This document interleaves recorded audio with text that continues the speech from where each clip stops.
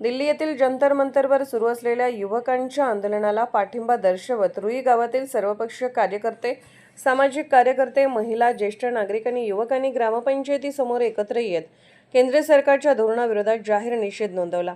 यावेळी उपस्थितांनी मोबाईलचे टॉर्च सुरू करून आंदोलनाला प्रतिकात्मक पाठिंबा दर्शवला। आंदोलनादरम्यान उपस्थितांनी केंद्र सरकारच्या कार्यपद्धतीवर टीका करत विविध मुद्द्यांवर नाराजी व्यक्त केली। युवकांवरील कथित अत्याचार, प्रश्नपत्रिका फुटीच्या घटना, राम मंदिरातील चोरीच्या प्रकरणातील कारवाई तसेच दिल्लीतील आंदोलनादरम्यान युवकांवर होत असल्याचा आरोप करण्यात आलेल्या पोलिसी कारवाईचा निषेध करण्यात आला।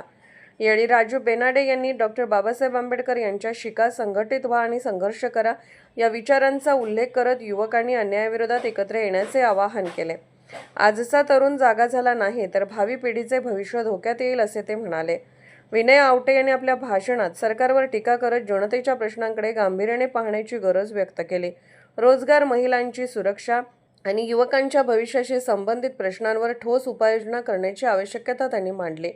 तसेच राम मंदिरातील चोरीच्या प्रकरणात प्रभावी कारवाई व्हावी अशी अपेक्षाही त्यांनी व्यक्त केली।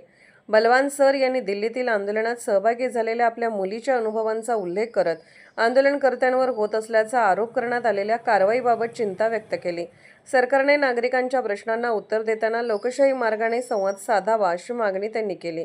यावेळी उपस्थित नागरिकांनी देशातील युवकांच्या प्रश्नांवर केंद्र सरकारने सकारात्मक भूमिका घ्यावी, रोजगाराच्या संधी वाढवाव्यात, महिलांच्या सुरक्षेसाठी प्रभावी उपाययोजना कराव्यात आणि आंदोलन करणाऱ्या युवकांचे म्हणणे ऐकून घ्यावे अशी मागणी केली।